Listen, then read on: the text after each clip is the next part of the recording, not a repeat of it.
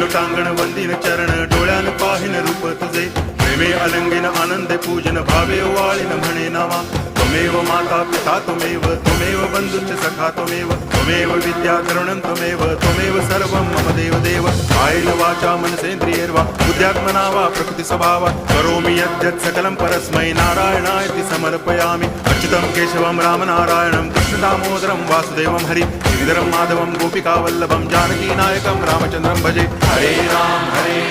Ram Ram Hare Hare Hare Krishna